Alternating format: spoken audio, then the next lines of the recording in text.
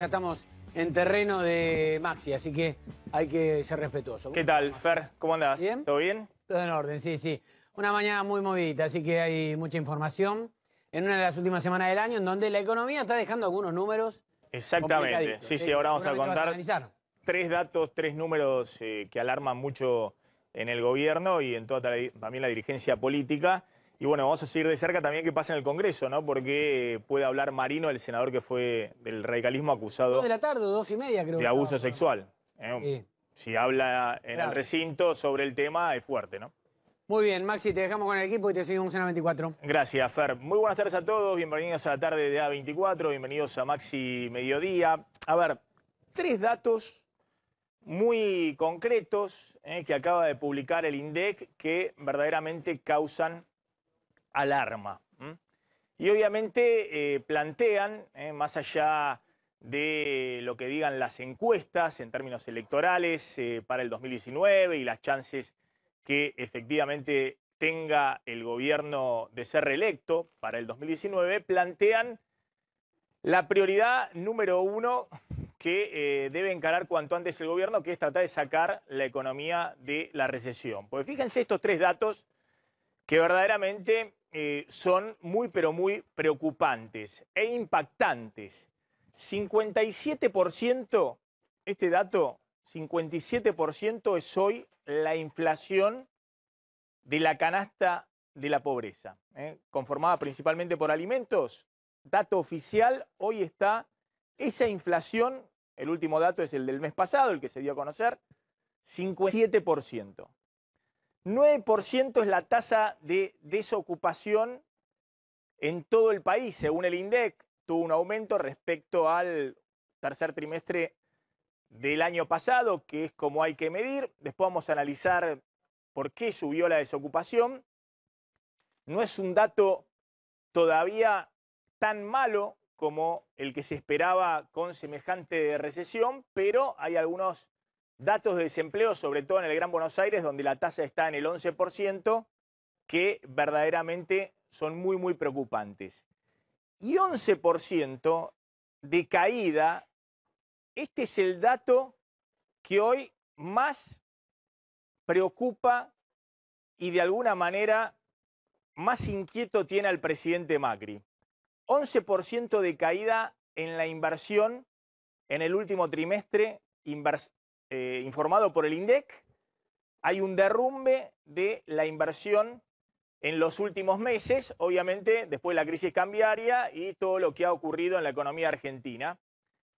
Y lo peor de todo es que las proyecciones privadas y del propio FMI para el año que viene, para el año electoral, es que la inversión va a seguir cayendo por lo menos 8, 9%, 9,5%, dice el Fondo Monetario Internacional. Es decir, que no hay chances, no hay oportunidad de que el gobierno trate de prometer, como hizo en la anterior campaña electoral, en la campaña electoral del 2019, la famosa lluvia de inversiones. Se está derrumbando la inversión y nadie sabe cuándo va a poder recuperarse si la economía argentina sigue con estos niveles de incertidumbre. Pero vamos paso a paso con cada uno de estos datos. Sin duda, el dato del aumento de la canasta básica total, que es la canasta con la cual el INDEC mide la pobreza en la Argentina, es el dato verdaderamente más preocupante de todos. La canasta básica total está conformada por alimentos, que es lo que consumen principalmente en su presupuesto familiar las familias pobres, pero también con otros bienes y servicios, algo de calzado, vestimenta, transporte público y algunos servicios básicos, servicios como la luz y el gas, están dentro de la canasta básica total, que insisto, es la canasta con la cual se mide la pobreza. Fíjense lo que pasó en noviembre. Aumentó 4% por arriba de la inflación, que en noviembre fue 3,2%, es decir, sigue en niveles elevadísimos el aumento de precios de la canasta básica total. Y en el último año, noviembre de este año, noviembre del año pasado, hay 57% de inflación acumulada en la canasta básica total, en la canasta de la pobreza, 57% de inflación. Fíjense, con estos números, la canasta de la pobreza, lo que necesita una familia para no ser pobre, insisto, son datos del mes pasado, son 25.200 pesos, es lo que necesita una familia tipo matrimonio y 2 hijos hoy en la Argentina para no ser pobre. En noviembre del año pasado, 12 meses atrás, eran 16.000 pesos. O sea que el costo de la canasta básica total con la que se mide la pobreza en la Argentina aumentó casi 9.200 pesos en un año. 9.200 pesos en un año. Solo el aumento de la canasta básica de la pobreza es la jubilación mínima. Es prácticamente el salario mínimo en la Argentina, que hasta el mes pasado estaba en 10.700 pesos.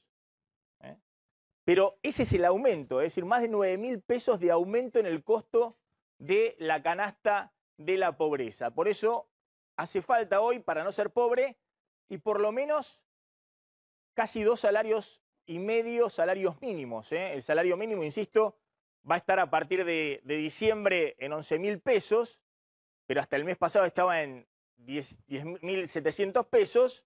Bueno, hace falta 25.600 pesos al mes pasado, en diciembre obviamente va a ser más, es un dato que el INDEC mide mes a mes, para no ser pobre en Argentina. ¿Qué anticipa esto?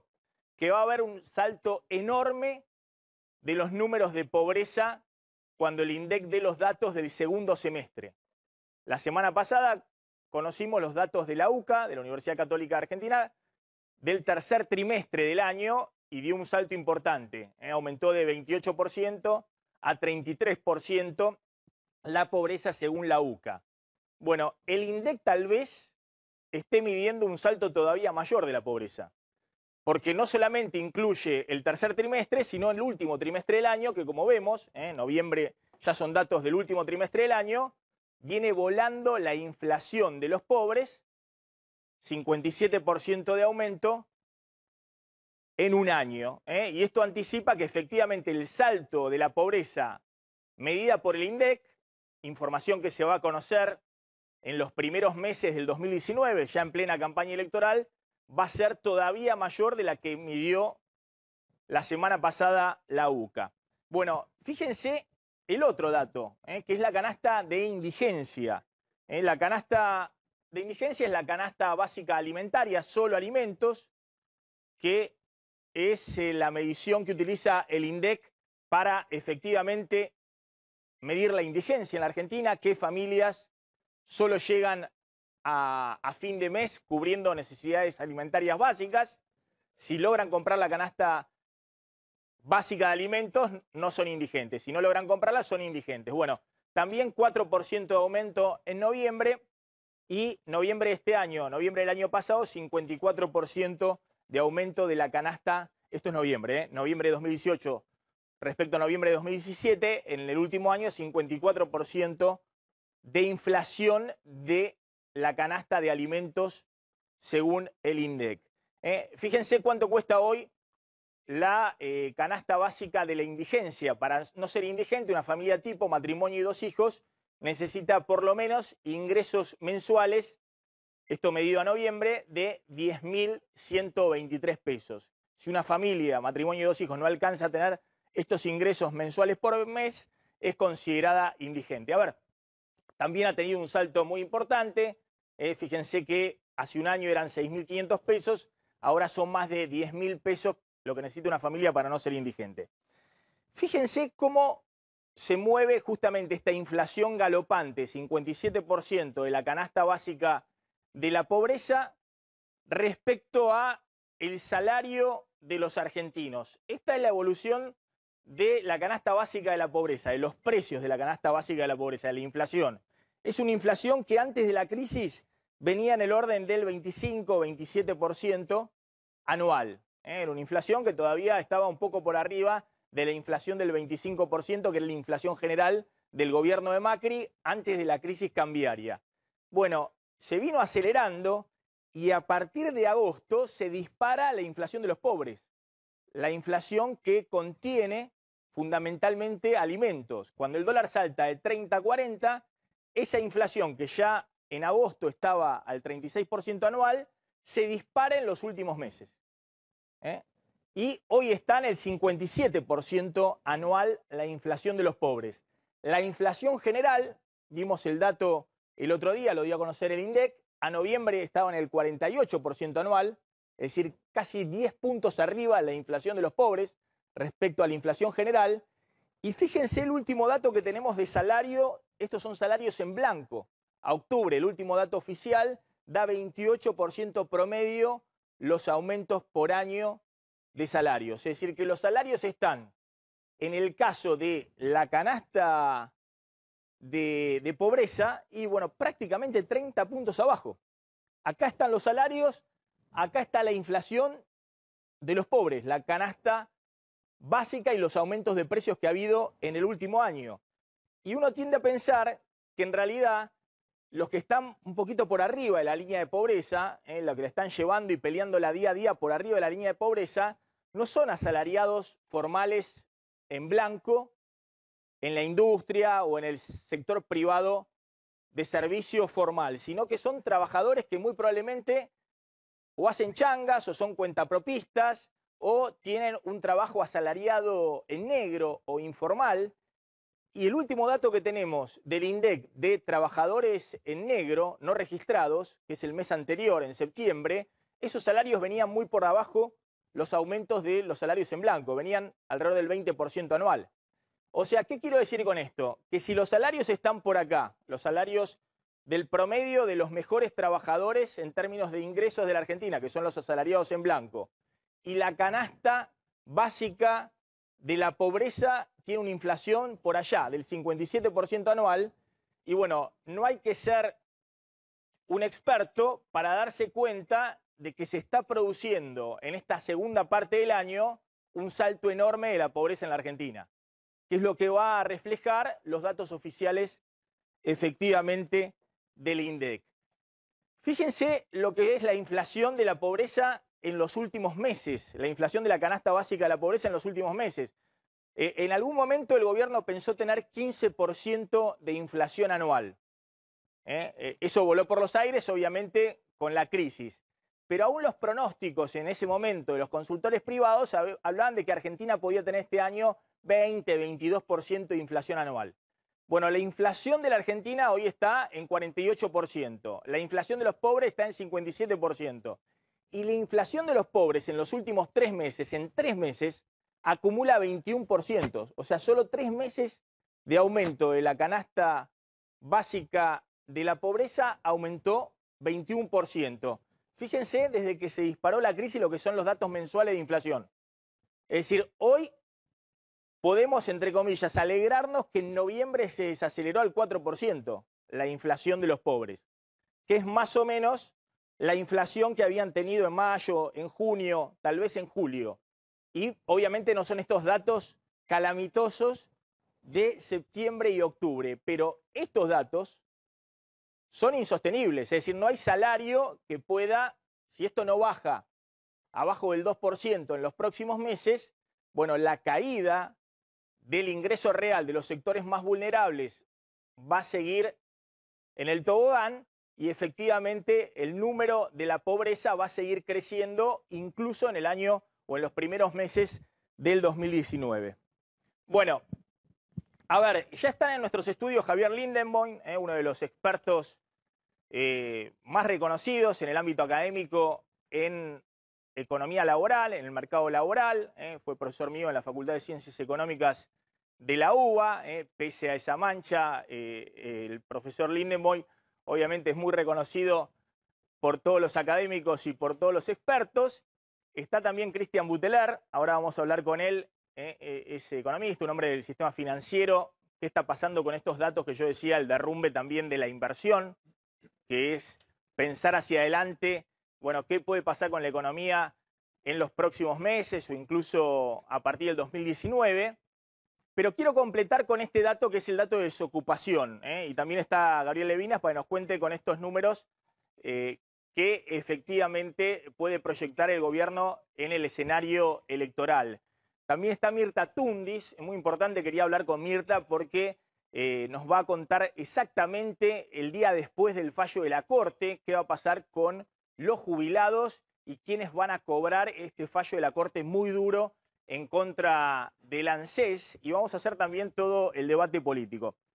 Les decía, pese a este derrumbe de los ingresos de los trabajadores que anticipan un aumento fuerte de la pobreza, hubo otro dato que se conoció en las últimas horas del INDEC, que es el aumento de desocupación, que es un dato que quiero analizar con el profesor Lindenboim.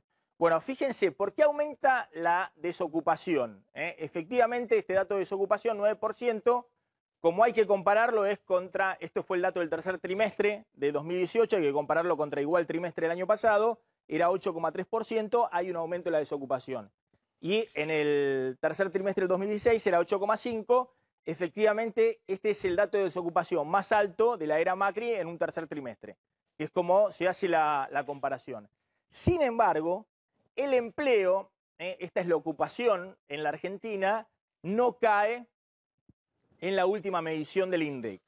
Con lo cual, este aumento de la desocupación, a primera vista, se explica porque hay más gente buscando empleo.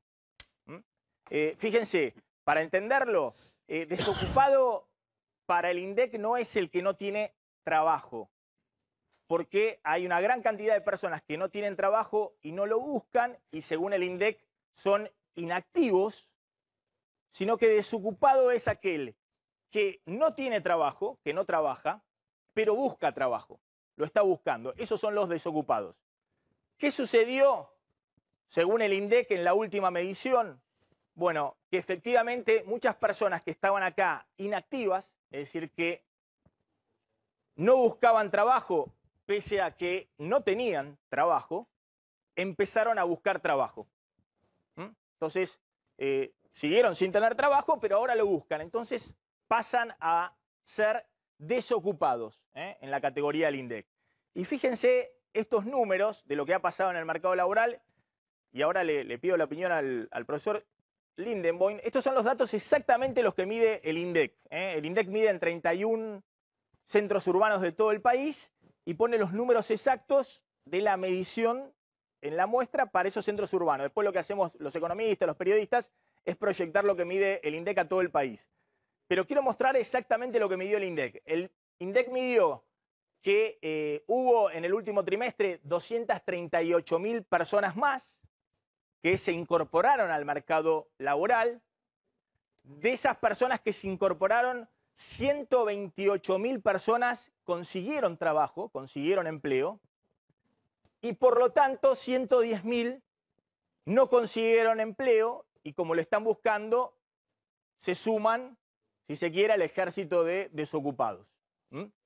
Ahora, más allá de esto, que muestra por qué hay más gente buscando empleo, y bueno, obviamente por lo que contábamos antes, porque el salario real se derrumbó, porque el ingreso de las familias no alcanza para llegar a fin de mes, y el INDEC dice, ojo, que hay muchas mujeres entre 30 y 64 años que se están incorporando por arriba de lo normal al mercado laboral. Es decir, dentro de los hogares salieron a buscar empleo, sobre todo las mujeres adultas mayores de 30 años, para conseguir un ingreso adicional y poder llegar a fin de mes. Y eso es lo que explica estos 110.000 desocupados más. Ahora, de estos datos, y ahora le voy a preguntar a Lindenboim si coincide con esta evaluación y qué hay detrás, no hay mucho tampoco para festejar. Por un lado, bueno, todavía no hay una destrucción masiva de empleos, lo cual es positivo en un proceso recesivo grande, y es el gran interrogante del año que viene, si se puede seguir sosteniendo el empleo. Pero fíjense, gran parte del empleo que se crea, ese empleo se supone de muy baja calidad. 6 de cada 10 nuevos empleos son empleos cuentapropistas, monotributistas, servicio doméstico, lo que es tradicionalmente empleo de baja calificación y empleo precario. Y solo 3 de cada 10, el 30% de los nuevos empleados, son asalariados en blanco, ¿no? Y todos dicen, bueno, este es el principal problema que hay hasta ahora en el mercado laboral. Más allá de que, según el INDEC, siguió la destrucción fuerte del empleo en la industria, como viene ocurriendo en los últimos 3 años. La industria ya tiene 100.000 empleos menos medido este año respecto a 2015, al 2015. Un poco de los expertos traté de presentar el tema. A ver, profesor Lindemoy, gracias por venir. Bueno, ¿qué está pasando en el mercado laboral? Con esta caída de ingresos muy fuerte, por un lado, en términos reales, frente a una inflación galopante. Y estos datos del INDEC del tercer trimestre, ¿son datos para preocuparse? ¿Son datos menos malos de lo que se esperaba? Primero, gracias por la invitación y gracias por tener siempre el recuerdo de aquellas épocas. Empiezo con una anécdota. Cuando venía para acá, el conductor del taxi que me preguntó a qué venía, me dijo, ¿y usted qué va a decir? ¿Va a decir que los números son verdad o que son mentira? ¿Mm? Y me parece que con esa frase de este hombre, que estaba muy preocupado, expresaba una cosa de la que me parece que es bueno no olvidarse, que pasamos un largo periodo sin tener la menor idea de qué es lo que estaba ocurriendo con el empleo, con los precios y con muchas variables. Cuando se truchaban los datos del INDEC. Cuando se truchaban los datos. Digo, esto es bueno ponerlo por delante para poder saber en qué contexto uno va a hacer comentarios sobre los números que nos han mostrado ayer. En segundo lugar, confieso que me sorprendieron para bien. Estamos escuchando desde hace bastante tiempo que asistimos a un proceso de destrucción de empleo. Se dijo en el 2016, y eso fue cierto al principio, pero después se recuperó en la segunda parte del 16 y el 17 fue un año de creación muy importante. Estaba lejos de la locura de creación de empleo del año 2004, 2005, pero hacía rato que no teníamos esos valores. Y una buena parte de lo que se generó el año pasado, estamos adeudando. Eso es parte de los nuevos desocupados. Me parece que el resumen que vos presentaste, por lo menos la parte que yo pude escuchar, es bastante completa. Yo solo combinaría dos de los datos que expusiste. Cuando planteás ahí lo de la caída de la inversión, desafortunadamente seguimos en el tobogán. Hay un sendero al descenso de la tasa de inversión en Argentina, tomando los periodos de gobierno, desde el de Alfonsín para acá, cada periodo, excluyendo la alianza, cada periodo ha tenido un poco menos de inversión que el precedente. De los 12 años del kirchnerismo, el mejor fue el de Néstor, bastante menos la inversión en el primer gobierno de Cristina y bastante más abajo, de memoria creo que era 13%, y en los 2 primeros años de Macri estábamos en el 12%. ¿Qué importa para vincular con esto que vos planteaste, según mi punto de vista? Si no tenemos una fuerte inversión, no hay ninguna posibilidad de generar empleo. A futuro. Y sobre todo empleo de calidad. Ni ahora mismo. Y sobre todo empleo de calidad. A ver, yo quería mostrar, por favor, el gráfico de registrados versus no registrados, que es un poco esto para contar la historia como es, como dice el profesor Lindemoy, exactamente. En el 2016, este es el empleo registrado asalariado en blanco. En el 2016 hubo una caída importante de empleados, no solamente en la industria, sino también en otros sectores, también en la construcción en el 2016, salarios en blanco. Después se fue recuperando, fíjense, el asalariado en blanco y ahora está nuevamente para abajo. Estos son los datos del CIPA.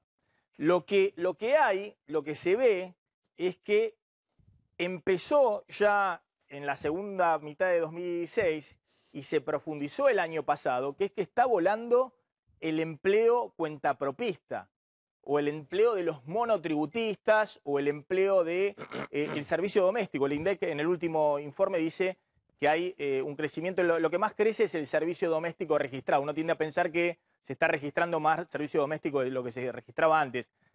Pero le pregunto al profesor si esto es algo deseable, porque alguien del gobierno puede decir, y bueno, vieron, hay nuevas tecnologías, son los chicos que están haciendo software y demás, pero otro mirando la realidad de Argentina podría decir, mire, los 100.000 empleados de la industria que fueron echados en los últimos 3 años, y bueno, ahora están manejando taxis, están haciendo changa, están haciendo monotributista arreglo, cuentapropismo, como pueden.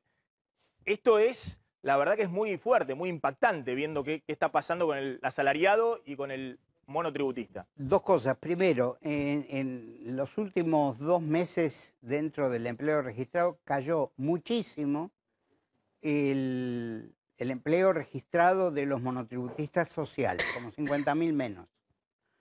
Es decir, que el dibujito, si tomáramos solo ese componente, daría para abajo y no todavía para arriba.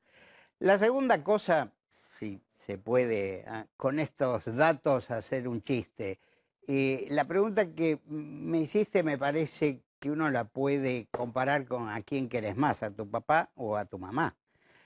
Me parece que el problema no es que hayan crecido los monotributistas, el problema es que no han crecido los asalariados, y especialmente, como decís, los asalariados registrados, es decir, los de calidad.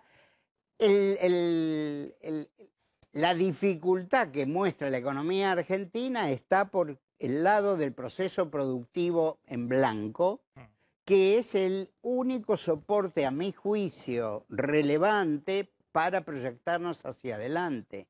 Lo otro en sí mismo también pasaba en los años previos, pero en los años previos todo se disimulaba con el enorme crecimiento del empleo estatal. Ahora, esto es en blanco, porque esto lo tenemos de los datos del sistema previsional argentino, pero esto es el tipo que tiene el talonario de facturas y factura un par por mes o 3 por mes, y esto es el trabajador que todos los meses cobra un sueldo y está en un empleo estable con todos los derechos. No sé si se entiende. Y lo que estamos viendo es, en todo caso, gran parte de la recuperación del empleo tiene que ver con este empleo cuentapropista, con esta especie de boom de cuentapropismo que se está generando. Sí, el balance de... ¿Tiene que ver que esto es una precarización? ¿Tiene que ver con que Argentina está en las nuevas tecnologías? Con los datos de ayer se vio que nos mantenemos en la misma tasa de precariedad de los asalariados. Creo que hay 1/10 de diferencia.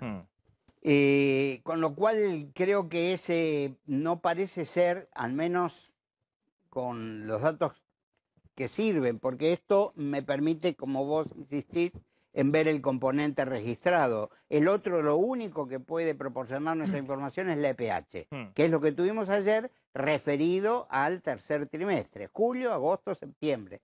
Cuando mostrabas vos el dato de las variaciones de precio, el primer mes alto de variación de la canasta básica fue septiembre, que es uno de los meses que estaba en la medición que se presentó y es uno de los meses que estaba en la variación de la UPA. Sí, el INDEC tiene ayer un párrafo fuerte que dice la industria sigue perdiendo peso en el total del empleo, es decir, siguen los despidos en la industria, y los 2 sectores que ganan espacio en el empleo son la construcción, me imagino que tiene que ver con el crecimiento que hubo en el último año de la construcción, pese que ahora está parado. Está parada, y el servicio en casas particulares, el servicio doméstico. No en volumen. No, en porcentaje del total del empleo. Incremento. Sí, es decir, en porcentaje del total de empleo. Sí, pero bueno, vi la redacción del informe, me fui directamente a los datos, así que no te puedo hacer comentario porque no lo pensé. Me suena que hay algo raro, pero no es el momento para dejar la cuestión pendiente. Sí creo que hay distintas perspectivas. Una es cuál es la foto. Otra es desde esa foto y desde las condiciones económicas generales... ¿Hacia dónde vamos? Claro, yo también tengo la aprehensión sobre que los datos del cuarto trimestre, tanto en empleo como especialmente en términos de ingresos y por lo tanto de pobreza, van a ser peores. no sé si el salto por arriba de lo que dio la UCA va a ser grande, porque promedia tercer y cuarto trimestre. Claro. Bueno, lo sumo a Cristian Buteler y a Gabriel Levinas. Cristian, dame una impresión tuya respecto a estos tres datos que estaba comentando y ahora me interesa el análisis político de Gaby Levinas. Bueno, en cuanto a empleo, creo que es claro este gráfico sobre todo.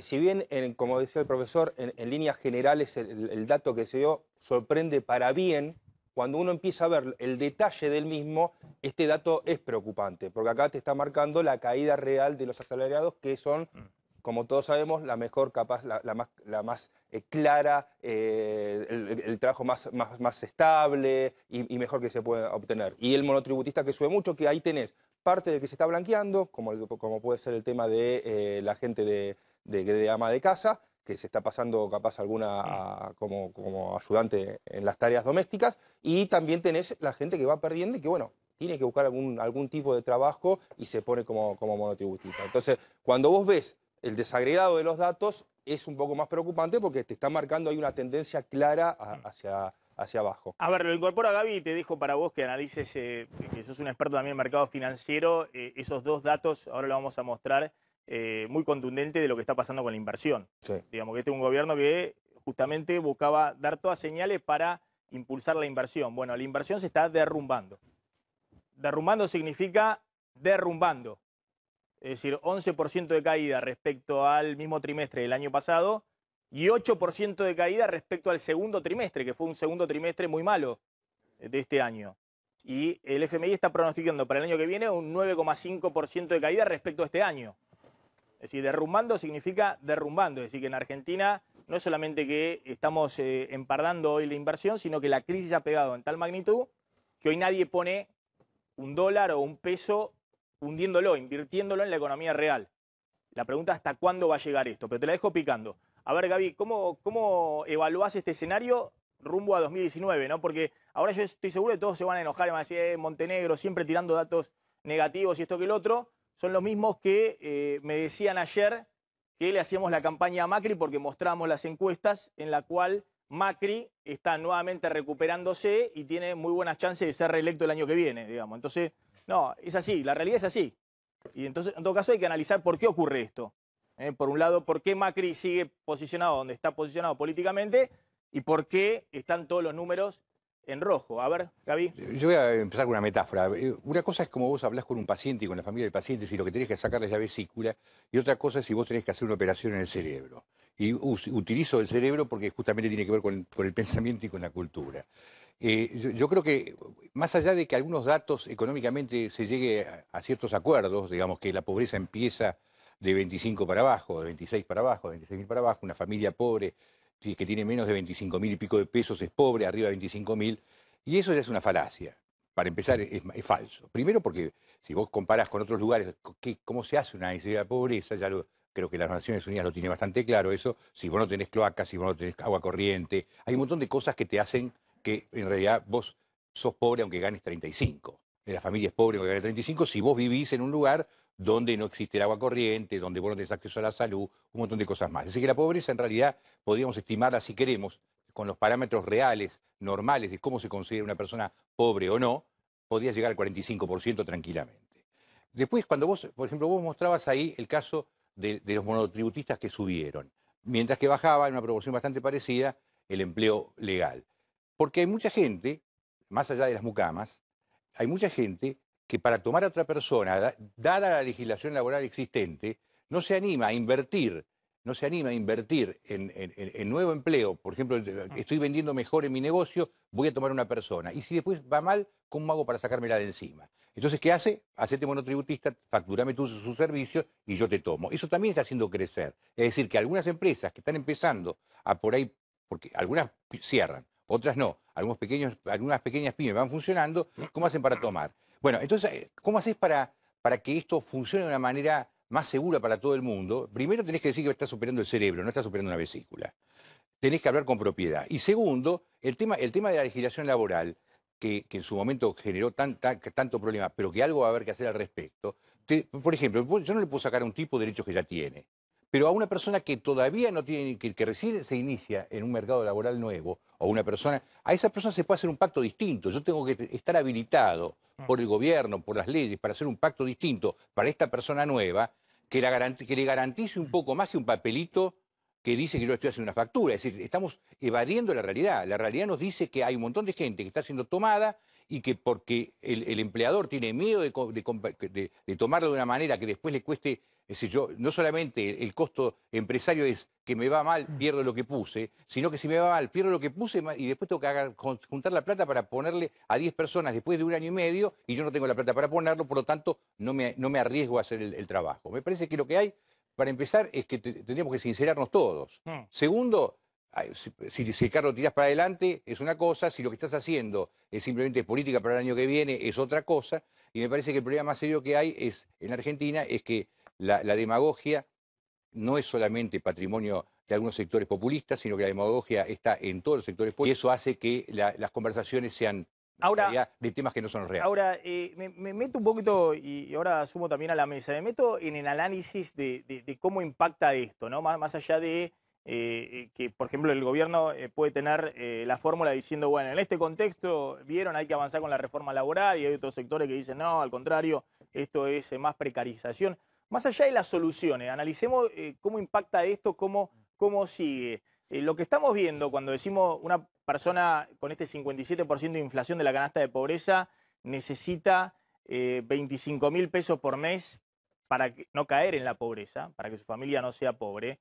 Bueno, esto significa, la UCA lo mostró la semana pasada, hubo 2 millones más o menos de personas que cayeron justamente por debajo de la línea en la pobreza, y es una clase media baja que tiene toda una idiosincrasia de trabajo, de no querer planes sociales. Alguien que gana 30.000 pesos y que está muy cerquita de ahí, no quiere un plan social, no quiere una asistencia del Estado. Al contrario, es parte de una clase media baja que suele criticar fuertemente a los piquetes, que no lo dejen trabajar y esto que el otro.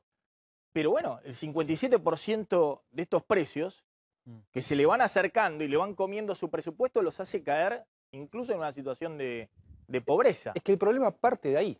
El problema parte de la inflación que estamos teniendo. O sea, con la inflación que tenés, es lógico que te va a aumentar la pobreza, es lógico que te va a caer el salario real, es lógico que te va a caer la inversión. O sea, con estos valores de inflación, todo lo demás se cae. Es lógico que no vas a tener, desde que tenemos estos números de inflación hasta bien entrado el 2019, ningún dato que te va a dar positivo. Como dijo el profesor, seguramente va a venir peor la pobreza el próximo informe. La inflación es la fiebre, no el problema. Sí, está bien. Bueno, entonces vos hablas siempre de los economistas, se la pasan hablando de la fiebre y no hablan del problema.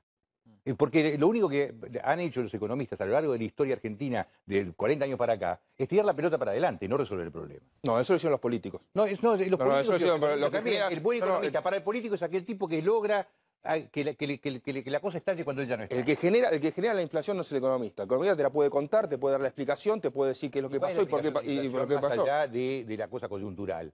Si vos tenés un estado sillas, que un estado 10 sillas y 15 culos, tenés inflación. Sí, un estado que hace más de 70 años gasta más de lo que le ingresa y hay que financiar ese gasto. Y la forma que lo financia es... inflación. Bueno, está bien, pero el número que te está mostrando... Pero vos te si están decís diciendo que la inflación es el problema, está diciendo que la fiebre es el problema. Yo te digo, no, es el cáncer que produce la fiebre.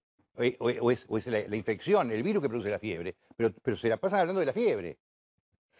Hoy el problema que hay es que la economía está recesiva, digamos. Me parece que ese es el principal punto. Eso es lo que te hace... Y así todo hay con una inflación como esta, es lógico que estás perdiendo los empleos de mayor calidad, que son después los industriales que son los más difíciles de recuperar. A ver, le pregunto al profesor Lindbergh, mirando para adelante, en el escenario del 2019, bueno, todos están viendo que si efectivamente estos datos impactantes de inflación empiezan a desacelerarse, bueno, en algún momento ya las jubilaciones a partir de marzo, las asignaciones familiares y demás van a ir empardando e incluso le pueden ir ganando un poquito a la inflación. Lo que nadie sabe es qué puede pasar con el empleo. Es decir, porque efectivamente ese escenario de recuperación muy lenta, donde la inflación se desacelera y los salarios empiezan a recuperar, no pierden como por goleada, pues esto es una cosa impactante, digamos, 57% de aumento de la canasta básica de la pobreza, y bueno, ¿y cuánto tiene que ganar una persona para no perder frente a esto? No hubo ningún sector de la economía y los más pobres, tal vez el aumento fue 20-25% de sus ingresos este año con suerte. Ahora, ¿qué pasa con el empleo? Porque es el interrogante. Si el año que viene, verdaderamente estos datos de empleo que por ahora están resistiendo, digamos, no hay, como en el 2016, que en un momento hubo un aumento muy grande de la destrucción de empleos en la economía. ¿Qué puede pasar en los próximos meses, profesor? Y yo creo, como dice Levinas, que tenemos que ponernos de acuerdo si es la vesícula o es el cerebro. Y creo que tomando esa metáfora, yo diría, la discusión sobre el empleo no es algo que derive de una medida oficial, de un decreto o de una ley que se dicte mañana en el Congreso. Creo que tiene que ver con la posibilidad de alguna vez entender por qué la Argentina es casi el único país que en los últimos 70 años, de cada 3 años, uno cayó su nivel de actividad. Claro. No es que bajó el ritmo, cayó. Y hubo años consecutivos en donde esto pasó entre el 98 y el 2002. Y creo que eso tiene que ver con una conjunción, a mi juicio, de cosas que no son posibles de explicar solamente por los economistas y probablemente tampoco solo por el analista político. Me parece que nos introduce en el debate de por qué el empresariado en Argentina termina siempre explicando su inacción, su falta de inversión, el por qué sus dineros se van afuera y no se transforman en inversión, pese a que, como decía la anterior presidenta, se la llevaban con pala, porque aún durante ese gobierno también se la llevaban con pala y la inversión iba cayendo. Y siempre la búsqueda es, por ejemplo, la bendita reforma laboral que se supone que es la panacea. Me parece que si no empezamos a discutir alguna de estas cosas va a ser difícil. La presunción, creo que lo traté de decir antes, creo que si en este terremoto que hemos atravesado este año no hubo destrucción neta de empleo, va a ser difícil que eso ocurra el año que viene. Eso es todo lo que me animo a decir. Bueno, es un dato positivo eso, si ocurre eso es positivo. Digamos, porque acá el gran interrogante es qué pasa con el empleo. Puede recuperar un poquito lentamente el salario real, pero si empieza a haber más destrucción de empleo, bueno, eso te compensa y es muy difícil recuperar el consumo, ¿no? Sí, un dato a la brillante exposición que hizo Gabriel Levinas de por qué suben los monotributistas. A ver si tomamos dimensión. Una empresa pyme, de cada 100 pesos que saca el empresario pyme del bolsillo, le van neto al trabajador, con suerte, 60, 55 pesos. El resto es carga tributaria, impositiva, patronal, sindical, llamale lo que quieras. Eso es imbancable. Tampoco hay que demonizar a la flexibilización laboral. Pero si no hacemos nada, tenemos lo que tenemos. Cuando tenés que tomar a alguien... La economía mirá, cae, Claudio, no genera empleo escuchame, por eso, no porque... estoy tratando de explicar... Dame un minuto. Sí. Es tan obvio este gráfico. ¿Por qué aumentan los monotributistas y cae el empleo formal? Porque es una estructura que ya no se banca más. La del 45% que quede entre lo que recibe el trabajador y lo que pone el empleador. Y te voy a dar otro dato que está pasando en las pymes. Yo hablo mucho con las pymes.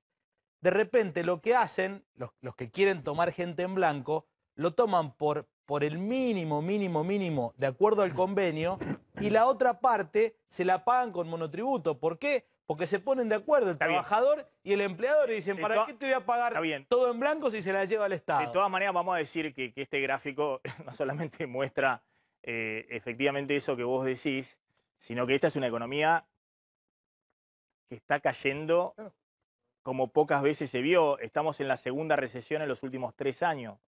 El profesor decía, Argentina tuvo 5 recesiones en los últimos 10 años, 2009, 2012, 2014, 2016 y 2018.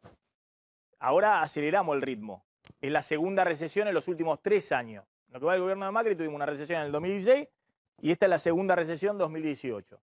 Entonces, con la economía, con la inversión, con todo cayendo, y bueno, yo lo que veo de este gráfico es parte de los 100.000 desempleados o echados de la industria y hoy están manejando un remis y facturan como monotributistas. Maxi, mirá Hoy que están poniéndose una changa y facturan como monotributistas. Una parte. Ojo que estamos hablando, por eso digo, complejicemos un poco la discusión, Claro. porque lo único que creo que el gobierno de todas maneras no se anima ya a enhebrar ninguna teoría respecto a por qué está ocurriendo lo que está ocurriendo. Sí.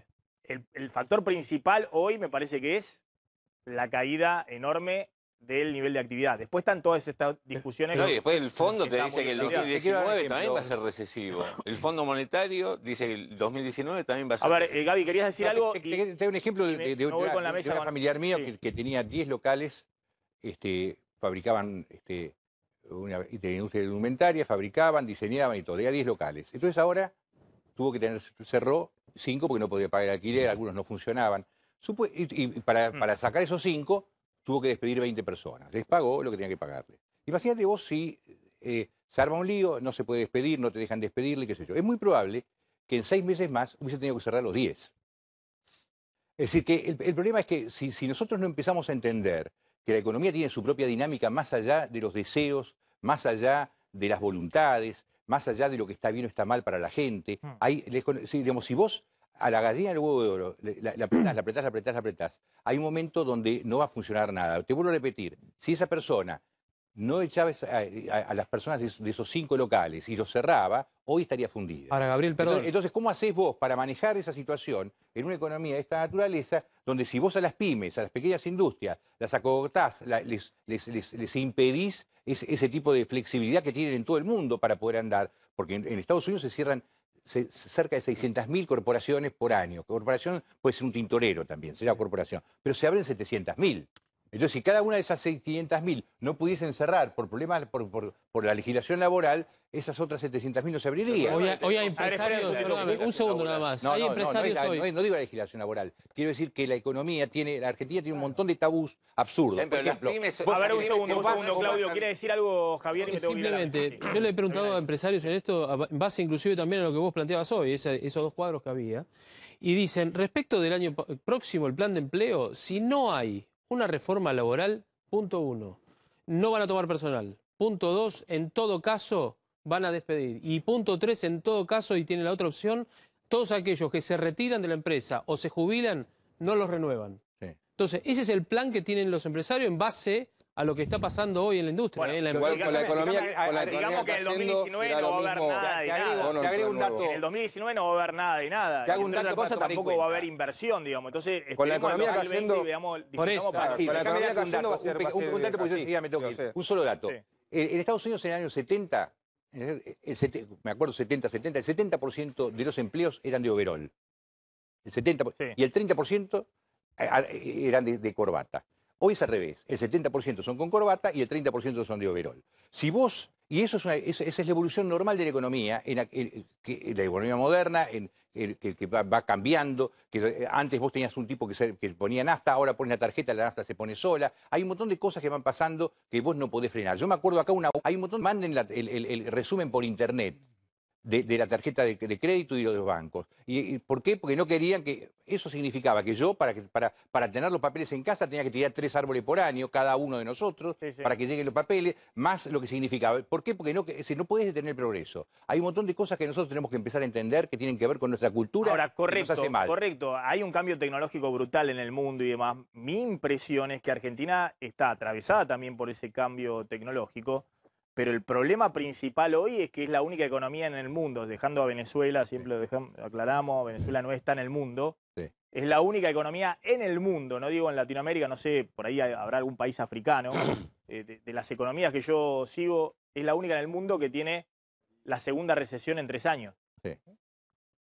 Vos que siempre haces los rankings. Tal cual. Cristian. Sí, No hay forma de encontrar otra economía en el mundo. Exacto, nadie devalúa como devaluamos nosotros, nadie tiene la inflación que tenemos nosotros. Obviamente todo eso conlleva a lo que estamos viviendo. Y el año que viene, como decía Claudio, se va a profundizar el tema de la recesión. Entonces, con esa profundización de la recesión, por más que pongamos una nueva ley laboral y demás, con eso solo no vamos a poder generar empleo. Eso olvídense.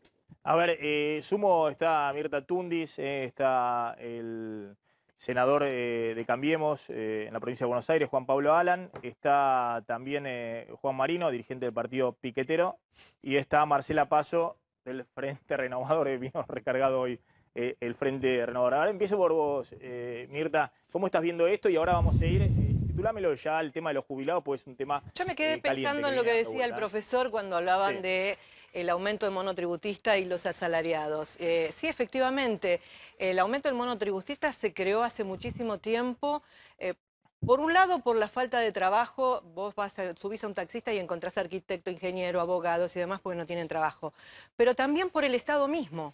Porque el Estado hace muchos años, con el gobierno anterior y con este gobierno, o sea, te proponen el retiro voluntario, sacan los empleados, o sea, achican el plantel, o sea, permanente, a través de ofrecimientos de retiro, pero al mismo tiempo ingresan cantidad de empleados a través de la figura de monotributista. Lo vimos en el INTI, que sacaban más de 200 empleados, pero habían ingresado 500 empleados por la figura de monotributista. O sea, que el Estado Para poner su banda política, es lo que hacen todos los está gobiernos. incorporando. O sea, dice, achicamos la planta del Estado. Sí. Y esto lo digo con conocimiento de causa, desde el lugar que yo trabajo también. Han ingresado personal, pobre gente que tiene necesidad, porque el chico que el chofer dice, ingresé en septiembre como monotributista y gano 20.000 pesos. La verdad que es una aberración. Todos los gobiernos hacen lo mismo. Obvio, dice, echan a los que están achicamos- contratados, contratan ellos los Claro. suyos y esperan cuando se están yendo a ver si se lo dejan como personal de planta al que sigue. Y con respecto a las algunos más empresas... se ponen el contrato y se quedan con la plata. que Sí, es también, moneda corriente en la política. Por eso digo Está que bien, creció la figura del monotributista porque se da. Vos pensás, el SAME de la provincia de Buenos Aires, ¿de qué manera te pensás que son esos empleados, el chofer y el médico? Son monotributistas. O sea, son empleados de la provincia de Buenos Aires, se pagan con el presupuesto de la provincia de Buenos Aires, pero aportan al sistema nacional bajo la figura de monotributista, que también ayuda a financiar el sistema previsional. Porque un asalariado que gana 15.000 pesos, una porquería de sueldo, paga 1.650 pesos como aportes previsionales. ¿Me equivoco, economista? No me equivoco, o profesor. Un monotributista que factura más o menos lo mismo, ¿sabes cuánto paga? 435 pesos al sistema previsional. Entonces también es una forma de financiar el sistema. Y lo que decían ustedes y lo que decía Gabriel Levinas y todos acá en la mesa, es que obviamente la gran presión tributaria que tienen las empresas hacen que achiquen el personal. Yo estuve con dueños de unas pymes hace muy poquito y me dicen, la verdad que me duele en el alma tener que despedir gente. Entonces, ¿qué es lo que hice? Achiqué horarios. Menor sueldo, menos cargas sociales, pero achican horarios, que es una forma de restringir el trabajo. La gran carga impositiva que tienen las pequeñas y medianas empresas hacen de que no puedan. Entre las cargas previsionales y las cargas impositivas, obviamente que no pueden salir adelante. Y yo recuerdo que este gobierno, el presidente había dicho, acá en nuestro país tenemos que reducir impuestos. ¿Cuántas veces vos decís en tus informes que los impuestos realmente aumentaron todos. Ahora han con el aumentado último un ajuste aumentaron montón? todos. Este es el grave problema y es la gran recesión también que hay y la diferencia y la distorsión entre el asalariado y entre el monotributista que hoy... Obviamente, es una forma de trabajar. Yo no tengo trabajo, me ofrecen un trabajo en el Estado, en la ciudad de Buenos Aires, en la provincia de Buenos Aires, en los ministerios, en el PAMI, en ANSES. Vayan a recorrer todos los ministerios, pidan la lista de cuántos hay monotributistas y cuántos hay en planta permanente. A ver, le voy a dejar al senador Alan para el final, para que después me cuente cómo es con todos estos datos. Yo creo que el dato más impactante acá es que la inflación de la pobreza está en el 57%, ¿no? Para mí es el dato verdaderamente impactante. Nadie preveía que efectivamente podías tener este año casi 60% de inflación de los pobres, una locura. Pero bueno, quiero que me completen el panorama, Marino y la diputada Marcela. Paso para después, justamente que Alan me diga, bueno, a ver, ¿por qué con todo este panorama todavía Macri tiene chance de ser reelecto? Y efectivamente las encuestas muestran incluso que se ha recuperado en el último mes. 25 pymes por día mueren en la Argentina, Maxi, hoy por hoy. ¿Cómo no vamos a tener en crecimiento este índice de desocupación?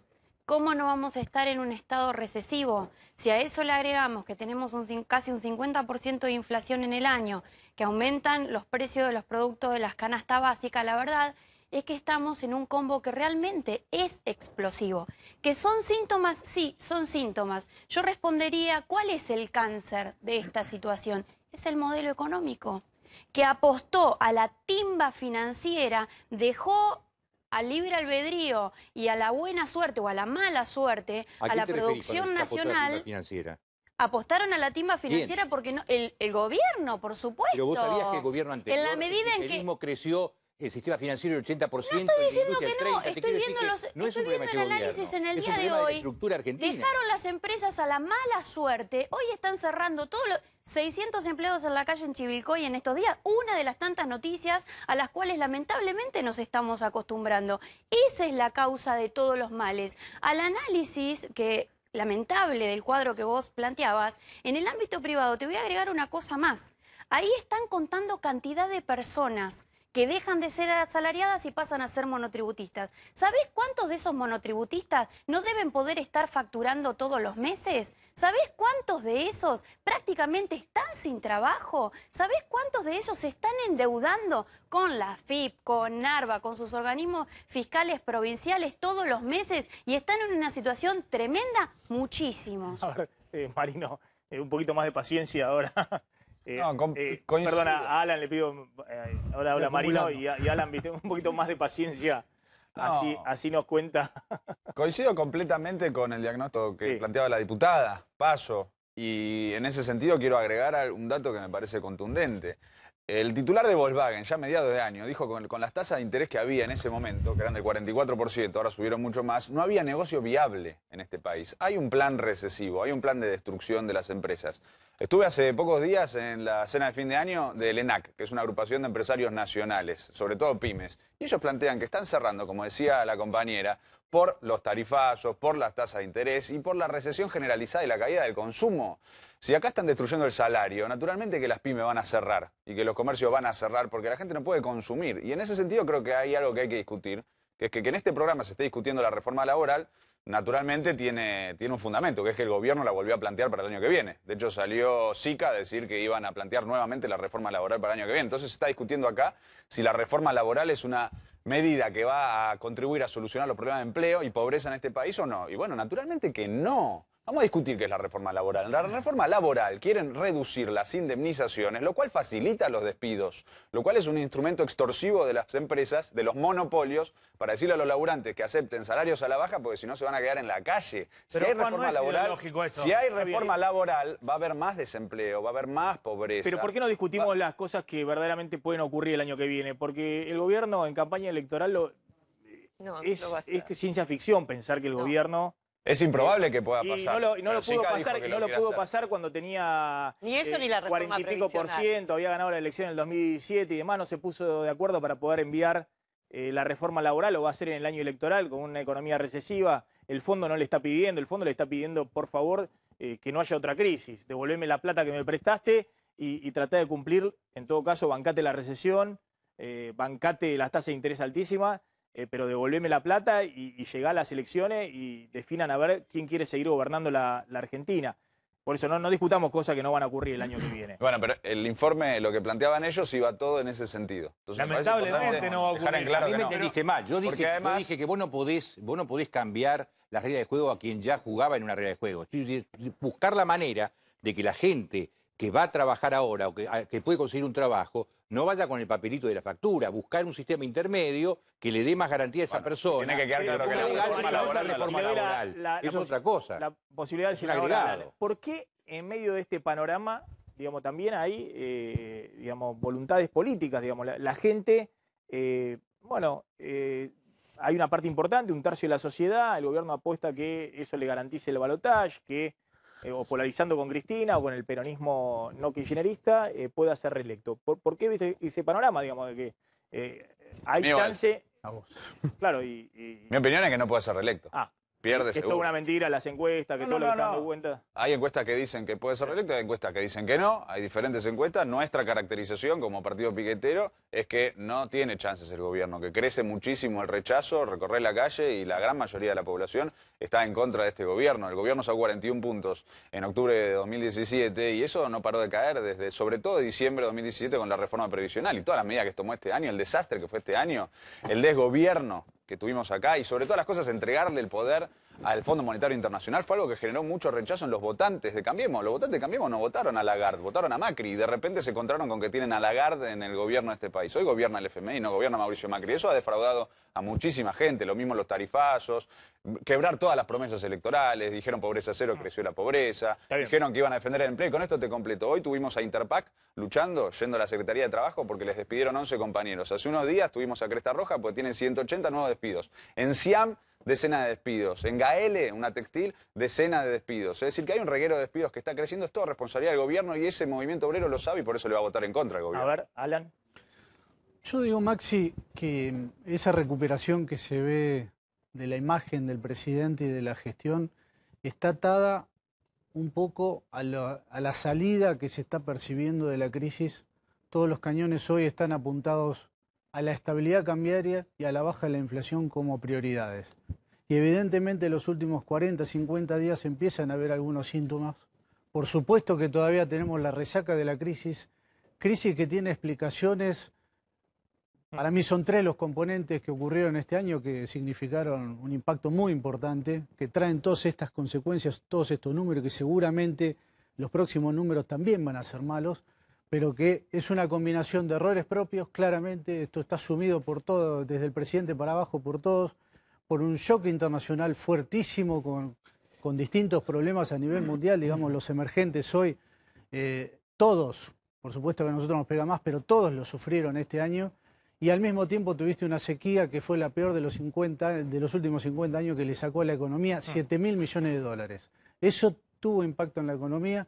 Ahora, a partir de ahí hay un plan de estabilización monetario, se está atacando un tema estructural y un compromiso de toda la dirigencia política, esto hay que decirlo, porque tuvo amplísimo consenso, salvo Unidad Ciudadana, que votaron un equilibrio fiscal para el año que viene, que es la madre de todos los problemas.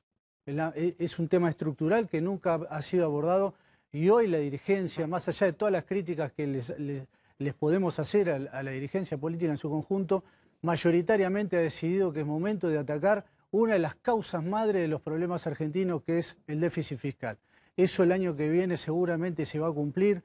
Hoy vemos que la balanza comercial o la cuenta corriente externa está empezando a dar muestras positivas y el sector exportador, que va a ser la que dinamice la economía, está dando muestras también de que se recupera. Hoy la exportación de carne, veíamos que la Argentina va el año que viene a exportar el triple de carne con relación al 2015. El turismo, la energía se está revirtiendo, la matriz energética pasando de un déficit y pasando de ser importadores netos a exportar a Chile, por ejemplo. Digamos, hay un montón de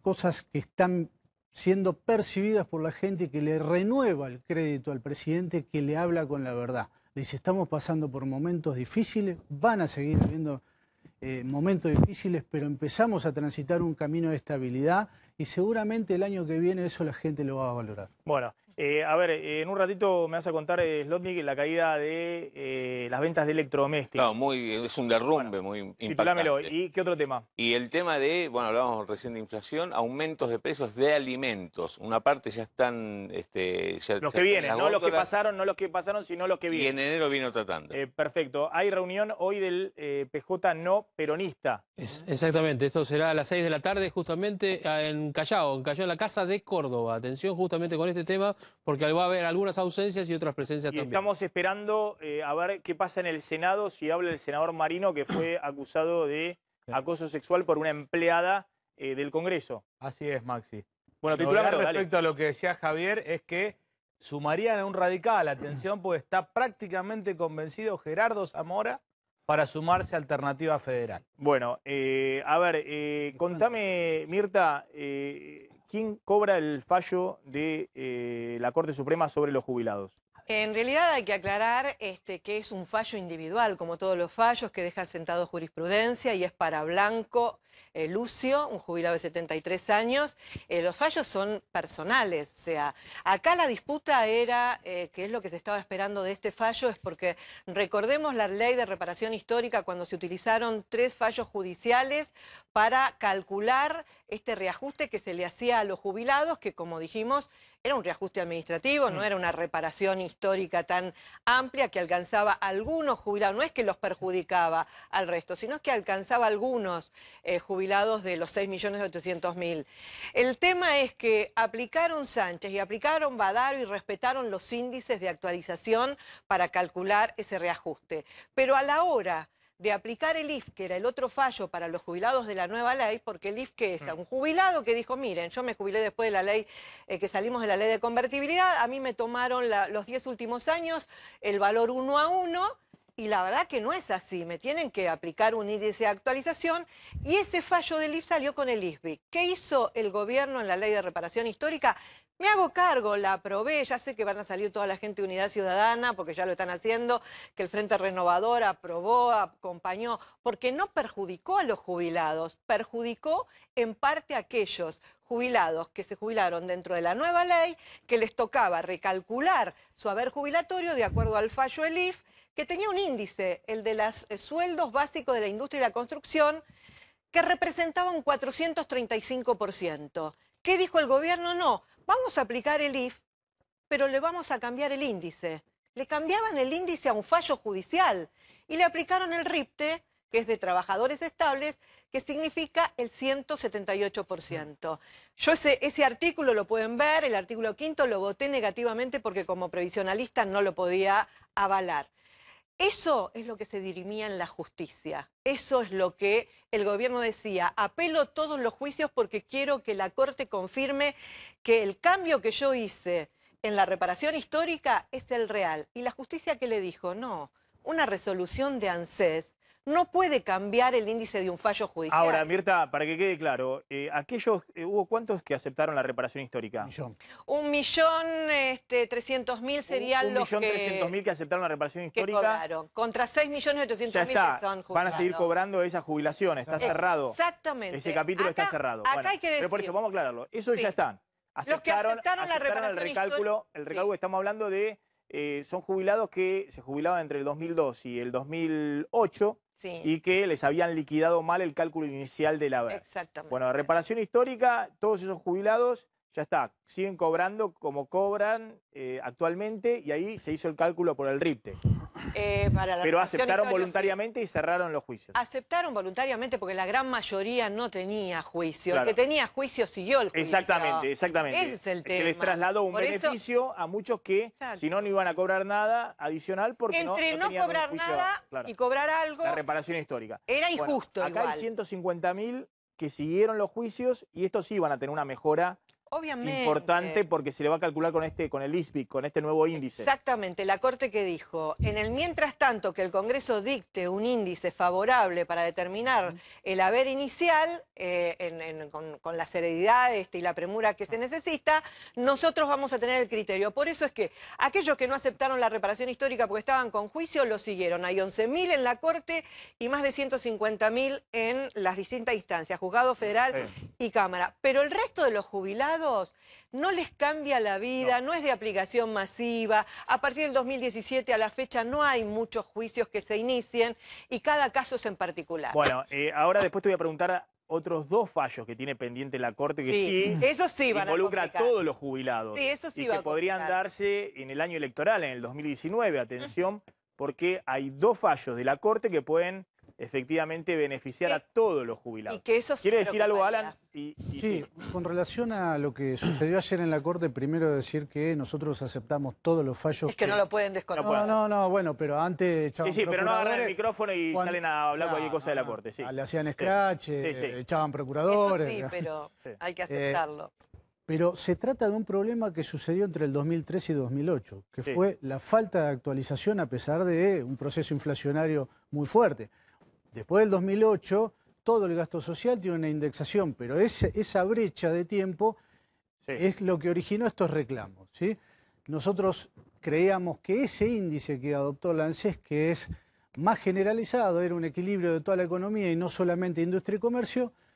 Hoy la Corte entendió que desfavorecía a esos jubilados, lo vamos a cambiar. Ahora lo importante es la discusión que efectivamente este fallo impone al Congreso de alguna manera, que tiene el Congreso el año que viene sancionar un índice que no haya más discusión. Pero Eso es lo que anoche vamos se a negó el hacer. oficialismo, ¿eh? Bueno. Anoche se negó porque presenté un proyecto de resolución por distintos diputados que pedíamos el tratamiento, el apartamiento del reglamento y sin embargo los únicos que votaron en contra son ustedes, A ver, los oficialistas. un segundo, quiero que me explique el profesor Lindemoy y después lo libero. Estos datos de desocupación en distintas provincias, hablamos del 9% de desocupación a nivel nacional, pero fíjense, para mí el dato más preocupante es el 11% de desocupación en el conurbano bonaerense.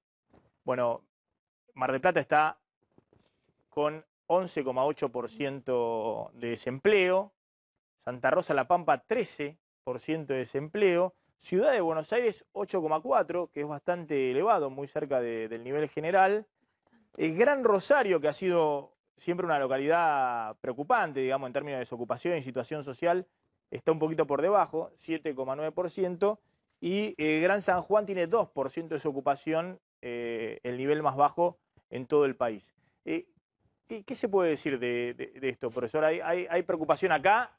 Gran Buenos Aires, hay preocupación, digamos, son niveles ya de 2 dígitos elevados, Mar del Plata. Es difícil en 2 minutos hablar de realidades tan heterogéneas. Se mantiene, pese a estas diferencias, se mantiene una característica que viene de lejos. En el Gran Norte, la tasa de actividad es baja y la tasa de desocupación es baja. El absurdo fue hace unos la años gente no que está tenía empleada y cero no chapo. busca. Claro, pero ahora que no se supone que no se están manipulando los datos, en este caso de desocupación, son características regionales de las que no hay explicaciones suficientemente sólidas como para decir esta es la razón. Yo coincido con vos en que lo más serio de todos estos es el conurbano. Es el conurbano, sin duda que es el conurbano, que tiene, bueno, no solo el tamaño y por eso incide tanto en el promedio general, sino que tiene las características políticas que conocemos y de las que no me voy a meter. Pero si me das medio minuto o uno lo sumo, sobre todo esto que hemos venido conversando, me parece que hay algo que necesitamos en Argentina. Todos tiramos de la frazada, pero ninguno quiere quedar destapado. Y socialmente y políticamente, me parece que ahí hay una de las claves. Las necesidades son amplias y todos apostamos a todos toman. Pero si nunca aceptamos todos ponen, la perinola va a ir para aquel que sea más fuerte y no para aquel que sea más débil. Y por lo tanto, creo que tenemos que razonar a todos los argumentos sobre el blanqueo laboral, etcétera, que el blanqueo laboral o lo que fuere para resolver el problema de la precariedad está atado enormemente a la negrura de la economía. Si un empleador de la rama que sea no vende en negro, no va a pagar en negro. Claro. Y esa negrura la tiene incorporado el empresario y la tenemos incorporado nosotros los consumidores. Por lo tanto, es un problema que va más allá de la coyuntura dramática actual. Y en eso tendríamos que poner el acento si es que queremos mirar hacia adelante. Es un cambio cultural de los impuestos, de las condiciones de... Para mí imprescindible. De trabajo, también de la ecuación económica de hoy de la mayoría de los comercios o de las empresas en la Argentina. Maxi, hubo una gran mejora en lo que es blanqueo a partir, por ejemplo, de la facturación electrónica, ¿viste? Tanto las empresas como los comercios, incluso esta obligación que se acepte tarjeta de débito. Hubo un cambio en los últimos años en el sentido del blanqueamiento de la economía. Ahora, fíjense lo que... El monotributo no es ir en negro, está totalmente blanqueado. No, ahí estamos hablando de trabajo registrado. Como decíamos al principio, estamos hablando de trabajo registrado. El sistema previsional argentino son los datos... 1 de cada 3 asalariados sigue estando en negro. De eso. Exactamente, de eso está hablando el profesor. Gracias, profesor. Fíjense lo que dijo Patricia Bullrich, ¿no? Porque no se aprobó finalmente no se avanzó con la ley de barra bravas. No, hubo mucha discusión. La verdad que se aprobó en general, pero no se ponían de acuerdo. Son 44 artículos, de los cuales se llegaba al artículo 10 y había mucha discusión. No había entendimiento entre, obviamente, la presidenta del miembro informante y otros diputados, y la verdad que se tomó, creo que el diputado Lustó pidió volver a comisiones porque había mucho desacuerdo. Pero no es porque no estén de acuerdo. Hubo una votación a favor en general, pero en realidad el cuestionamiento era que le daban penas más altas al que entregaba una entrada falsificada, adulterada, que al que cometía un crimen prácticamente. Bueno, miren lo que decía anoche con Fantino Patricia Bullrich. Con mucha bronca. ¿Qué pasó con eso? ¿Cómo puede ser? Pasó que se quedaron con un detalle que no era importante. La ley estaba bien, hace 2 años que la presentamos. Es una ley firme que, digamos, destruye todos los negocios alrededor de las barras, prohíbe todo tipo de manipulación de entradas, de trapitos, de todo, y los convierte en delito penal. La ley es buena y por una coma se trabaron. La verdad que me da bronca. Hay veces que la política es que no quieren que le vaya bien al que está gobernando. Vótenla, porque hace 2 años que presentamos medidas concretas para que en el fútbol no haya más violencia y para que los que se llevan la plata ilegal del fútbol vayan presos. No me importa quién sea. Espero que la saquen en febrero. Más allá de la discusión de la ley de barras, creo que Lustó también propuso enviarla a comisión y efectivamente... Lustó hizo la moción.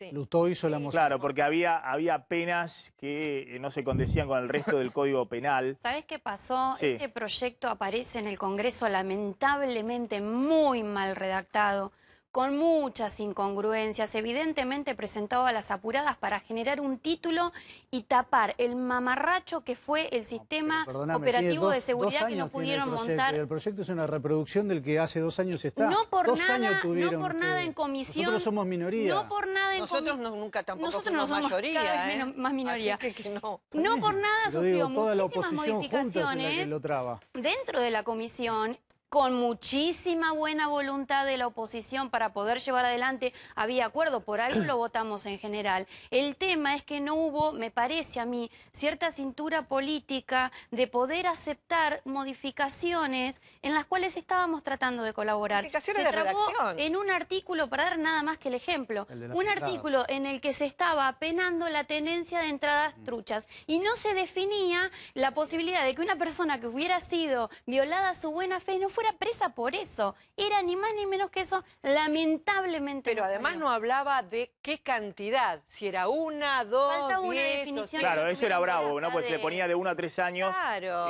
a quien tuviere entradas truchas. Sí. Y ahí hay que perseguir efectivamente al Al que lo hace falsificador, con dolo. al que está lucrando con Sin eso. duda. Era Por ahí cambiar la alguien compró una redacción. entrada trucha. Claro. Los delitos son dolosos, no. Eso es un delito culposo en todo caso y no. Pero lo no tenés ex- que dejar no en existe esa claro. figura. Bueno, a ver, de todas maneras me quedo... ¿qué está pasando en el Senado? ¿Lo veía recién a Menem? ¿Estaba ahí también? ¿Estaba Menem recién ahí en el Senado? Tiene que estar, bueno, él es senador. No, ¿tiene que estar? Allí Hace está, mucho allí que está no. Marino. Ahí está Ahí está Marino a punto de hablar, Maxi. A ver, ¿por qué habla Marino, Javier? Bueno, entre otras pidió una moción de orden para poder hablar antes de que comience la sesión a propósito del tratamiento de la ley de Micaela en violencia de género y a propósito de las denuncias que pesan sobre él. Sobre acoso sexual. Exactamente. Sobre acoso sexual, denuncia y justamente está tratando una ley Su denunciante está en el Senado, no en el recinto, sino en el edificio. Hoy llegó temprano en la mañana y habló en la 24 también. Tengo el honor de dirigirme a usted y por su intermedio al honorable cuerpo que preside. Con relación a la denuncia penal que diera motivo a la formación de la causa 21.633 del 2018, caratulada NN sobre averiguación de delito, en trámite por ante el Juzgado Nacional en lo Criminal y Correccional número 5, a fin de hacerle saber lo siguiente. Primero, inicialmente de manera enfática niego haber tenido respecto de la denunciante una situación como la que se ha denunciado en la causa de mención y de la cual, es bueno decirlo, no he sido formalmente notificado, sino que he tomado conocimiento por los medios de comunicación. 2. Luego de ello, le hago saber también que rápidamente, de tomarse conocimiento de la existencia de la denuncia, he realizado las acciones necesarias a fin de ponerme inmediatamente a derecho, sometiéndome a la justicia, para lo cual, de manera espontánea, con fecha 17 de diciembre de 2018, me he presentado en el expediente arriba indicado, sin haber podido tener aún acceso al mismo por no permitirlo la situación procesal. Tercero, finalmente, le hago saber expresamente que pongo a disposición de este cuerpo que integro mis fueros como senador de la Nación. Sin otro particular, saludo a usted y a todos mis pares con atenta consideración. Muchas gracias, Presidenta. Pasa a la Comisión de Asuntos Constitucionales para su tratamiento. Tiene la palabra el senador Durango. Muchas gracias, señora Presidenta. Javier. Desde la Comisión de la Banca de la Mujer... A ver qué dice la senadora. Senado, queremos hacer oír nuestra voz ante situaciones que vulneran nuestros derechos. Nosotras nos solidarizamos con las mujeres que han sido abusadas, acosadas, prostituidas y explotadas. Nosotras nos rebelamos contra la violencia sexual y el asesinato de miles de mujeres y niñas. Asistimos conmovidas al relato de todas aquellas que están hablando de sus vidas, de sus dolores, de años de opresión en primera persona, poniendo el cuerpo y las palabras a relaciones de poder donde la supremacía del varón marca y somete, denigra y cosifica, vulnera y ultraja. Ya no nos callamos más, gritamos todas y las historias se multiplican. Con argumentos descarnados que sacan a la luz con coraje y enorme valentía toda la dureza de lo vivido, prueba irrefutable de una humillación que todos sabemos estaba naturalizada. Nosotras, las mujeres de este Senado, decimos ¿hasta cuándo? Nosotras interpelamos a los varones para que reflexionen sobre sus actitudes. Lo dijimos antes, en la sesión anterior, y lo reiteramos hoy. Deben revisar sus masculinidades y, sobre todo, hacerse cargo, entendiendo de una vez y para siempre que hay una era en que se terminó. Una forma inadmisible, intolerable de tratarnos, que antes era individual y hoy es colectiva, como antes era personal y hoy es política, como dijo la antropóloga Rita Segato. Nosotras pedimos una justicia justa, que investigue y condene con celeridad, si son culpables, los hechos que se denuncian. Nosotras apelamos a que los medios de comunicación asuman el compromiso de realizar abordajes que sean serios y respetuosos de las mujeres en situación de violencia y dejen de hacer un espectáculo con el drama que golpea no solo a cada mujer, sino a la sociedad en su conjunto. Nosotras defendemos una educación que cuestione... El senador del radicalismo acusado de abuso. A ver qué está diciendo. A garantizar...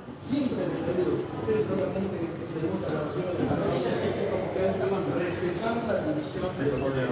Yo soy un hombre que respeta la división de poderes y como senador de la Nación, que es uno de los poderes, no voy a hacer nada que impida que la justicia pueda investigarme, por eso recién también le dije que ponga a disposición mi fuero como senador de la Nación.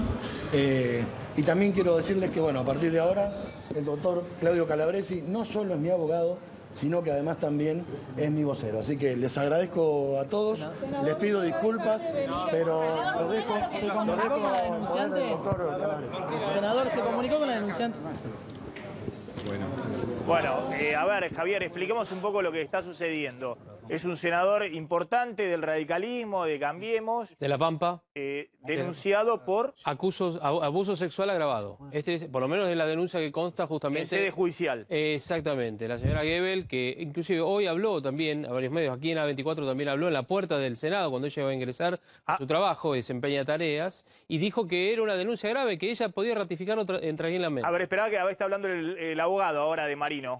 Normalmente nosotros creemos en la probidad y en la idoneidad tanto del doctor Lijo como el del doctor Delgado, así que vamos a poner todo a disposición, todo lo que sea necesario para que puedan investigar correctamente esta causa. El senador no tiene por qué entregar el celular, y no por una cuestión de fueros, sino por una cuestión de defensa, porque quien alega tiene que probar. Y si la señora dice que tiene mensajes, la que tiene que someter su celular para que sea periciado y peritado es la señora, no son las personas a las que ella denuncia. Pero llegar de casa es una medida de prueba importante. No, no es una medida de prueba importante. La medida de prueba importante es el celular de ella que dice que tiene mensajes. Entonces le preguntamos, ¿están esos mensajes presentados por la señora Gebel? Por lo menos nosotros no tenemos conocimiento de eso. Pero no han podido ingresar a la causa, ¿no? Nosotros no tenemos acceso a la causa todavía, porque la causa fue de la Fiscalía, ahora al juzgado, la tiene el doctor Lijo. El doctor Lijo sabemos que está proveyendo las medidas que requirió el doctor Delgado, y a nosotros nos notificarán en estas horas, supongo. Ustedes conocen las denuncias que hizo ella en los medios, o sea, no tuvieron acceso al expediente, pero sí conocen esas denuncias. ¿Tienen más o menos una idea de cuál es la gravedad de estas denuncias? ¿Hicieron lo merituaron? El tema de la gravedad de estas denuncias, la verdad, ella... A ver, yo no quiero de ninguna manera descalificar la denuncia, porque hay un montón de mujeres a las que nosotros apoyamos fervientemente, yo particularmente, desde mi rol de defensor técnico, de abogado, siempre estamos del lado de la víctima. Ahora, en este caso puntual, realmente este es un hecho que hay que investigar, porque acá no es una persona a la que la señora Gebel ha denunciado, sino hay una multiplicidad de personas que ni siquiera tienen relación una con otra, como es el doctor, no sé si es abogado, el señor Amarilla, con el senador Marino, que son de espacios distintos, de lugares distintos, de cámaras... A ver, explícame, Javier, porque el senador pone a disposición los fueros, pero no pone a disposición el celular. Exactamente. Es una estrategia, obviamente, de su abogado defensor, decirle, espera... No quiere entregar el celular el senador, claro, sí los fueros. Vamos a aclarar algo. A ver, ¿esto se puede hacer? Sí. Pero, a ver, al tener fueros es lo que le impide a la justicia actuar rápidamente, digamos, intempestivamente. Secuestrarle el celular, por ejemplo. Exactamente, el cuerpo tiene que definir. Lo mismo que pasa con Cristina Fernández por el tema de, ¿se acuerdan el allanamiento? Sí. Ella se avino a ese allanamiento, se lo comunicó al cuerpo, el cuerpo lo debatió, decidió, allanaron. Bueno, en este caso es lo mismo, porque es propiedad del senador. Ahora... Gebel presentó en la denuncia, o incluyó en la denuncia justamente los mensajes, y contó los mensajes que le venían del teléfono celular del senador. Acá tengo la denuncia completa. Ella habla de que a su teléfono celular, terminado en 084, no voy a decir el número entero, le llegaban de un teléfono terminado en 401 mensajes, donde le decía, ¿dónde estás? ¿Dónde vivís? Voy a estar por allá, ¿me das una vuelta? ¿Me doy una vuelta? Prepárate que voy a tu casa. Me enviaba videos, dice ella, alusivos al sexo. Quiero aclarar que yo no tenía vínculo alguno con él, ni de confianza ni de amistad. Este tipo de mensajes me los enviaba constantemente, varias veces por semana. Yo trataba de contestarle con respuestas evasivas que no comprometieran mi trabajo y que tampoco le den a pensar que yo estaba interesada en lo que proponía. Pero además de esto, y con esto cierro, es lo que cuenta después ella. Esta, reitero, es textual la denuncia presentada y que está en la justicia. Ella dice, los días 14 de mes me presentaba personalmente en el despacho del senador para conseguir la firma del certificado de asistencia, para cobrar después a posteriori, ¿no? Y dijo que en un momento... ella entra en su oficina, donde se encontraban varios asistentes, que al notar mi presencia, ellos, los asistentes, salieron del despacho. Una vez que nos encontramos solos, directamente me tocó los pechos y me preguntó cuándo íbamos a tomar un café. Y después relata algunas otras cuestiones más. Esto es lo que hay dentro de la denuncia. El senador lo que hace es decirle... Primero la manoseó y después le preguntó cuándo iba a tomar un café. Exactamente, y además tenía mensajes previos. Esto es lo que denuncia justamente la señora Gebel. Ahora, el cuerpo que tiene que decidir... Por el tema de la verdad, inventar a alguien a tomar un café. Exactamente. Un poco seductora, Maxi. Sí. Por el tema de los fueros. Y hay otra cosa más, porque hay dos más denunciados... Ejercen el poder, dice Mirta Túnez. Claro, dos más denunciados en esta causa, que son Tomás Fiorda y Juan Carlos Amarilla, asesores... También en el Senado, uno de Marino, otro hoy es asesor de Alfredo Olmedo. En la misma causa involucrada o denunciada por Gebel. Bueno, después de que habló Marino hace un ratito ahí en el Senado, en el recinto, fíjense en el recinto, ¿estaba también Menem en el recinto? Porque van a ver las cosas que tiene que escuchar el senador Menem en el Senado hoy. Bueno, la que habló es la senadora por La Pampa, que efectivamente hizo este planteo muy fuerte respecto a las mujeres poniéndole, si se quiere, un freno a los abusos, en este caso, Norma Durango, en este caso en la política. Acordate que el fiscal Delgado lo imputa. Yo sé que van a hablar de las internas políticas y demás, pero acá ha caído también alguien de la Cámpora, que estaba también posicionado distintos en la provincia de Buenos Aires, otro militante en La Pampa, otro Vicente de la López. Cámpora, es decir, esto atraviesa todos los partidos políticos. Bueno, hay una especie de revolución con este tema, ¿no? Y la política no es ajena, donde también se ha ejercido por parte de los hombres muchas veces el poder y la impunidad, ¿no? Mira, Maxi, yo que tengo 40 años dentro de la administración pública, trabajando en la administración pública y en empresas privadas en el canal, siempre ha sucedido que los hombres que eran los que llegaban al poder, que eran los gerentes, los cargos más altos, siempre ejercieron por eso dije que ejercen el poder, porque te llaman, te intentan seducirte, pero groseramente, y no entienden el no. Y quizás las mujeres, la verdad, por el temor a quedarse sin trabajo, que te puedan desplazar, que si dependés de que quizás te quiten horas extras y vos necesitas ese mango, te vas callando, pero no porque lo aceptás, sino porque además te tenés que enfrentar. Hay mujeres que todavía cuestionan a las propias mujeres y bueno, te viniste con un escote, estás transparente, mostraste las piernas, estás ajustada. No, lo dijo Isela Constantini el otro día, ¿no? Y la verdad que eso no tiene que importar. Uno se viste como quiere, el tema es si uno le da lugar o no le da lugar. El ejercer el poder fue históricamente y las mujeres estuvieron calladas durante muchísimos años. Creo que hay un quiebre, más allá que desde 2009 tenemos la ley de violencia de género, en el 2015 fue el comienzo de Ni Una Menos. Yo dije, soy sobreviviente de Ni Una Menos, así que... Vos contaste una situación sí. muy fuerte con tu ex marido. Sí, la verdad que cuesta de mucho. Violencia familiar. Cuando dicen, ¿por qué dejaron pasar 9 años en el caso de Telma? Y yo dejé pasar 30 años, 31 años. Uno no sabe cuándo está en condiciones de poder hablar y decirlo y exteriorizarlo. Lo que dije yo anoche... y lo dije porque, bueno, mis compañeras me pidieron que hable. Ahí en la Cámara de Diputados. En la Cámara de Diputados es que no vamos a tener más una mordaza. Nos sacamos las mordazas, no vamos a estar más de rodillas, vamos a estar de pie y que la gente nos escuche y que los hombres aprendan a tratarnos. Ha habido una catarata también de denuncias que han recibido, me imagino que ustedes son diputadas, de militantes políticos, de distintos partidos. Bueno, nosotros tuvimos con Cizuela, que fue automático, Sergio Massa automáticamente... El caso de ese intendente, bueno, ese intendente verdaderamente ya... No, un concejal, Ese concejal, perdón. Bueno, fue expulsado en forma inmediata y hubo periodistas que dijeron, pero ¿cómo no se reunieron para tomar la decisión? No tiene por qué reunirse Massa con nosotros para tomar la decisión. Esto es algo espontáneo. Y además que este es un tema, Maxi, que atraviesa todos los ámbitos, la política, el trabajo, la familia. Es mucho más que lo que vemos en los medios nacionales de comunicación o los casos que por ahí, porque afectan a personas que son conocidas, digamos, se dan a más difusión. Uno advierte en territorio, en redes sociales, en medios locales, situaciones cercanas y de personas cercanas que realmente están atravesadas por estas problemáticas. Lo celebrable, dentro de todo, es que uno advierte que hay un cambio social profundo en la Argentina, que se está dando de la mano de quienes se han animado a denunciar, a levantar la voz, y que esto ha generado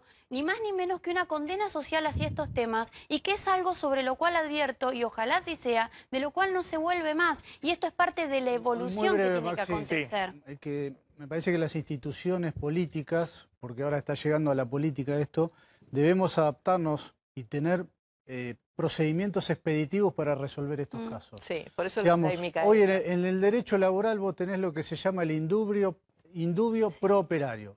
En el derecho penal tenés indubio pro reo.